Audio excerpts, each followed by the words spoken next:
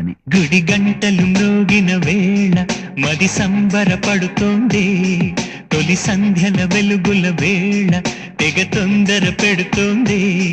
ఆ దేవుని పూజకు నువ్వొస్తే, నా దేవిని చూడగా నేనొస్తే, అది ప్రేమకు శ్రీకారం.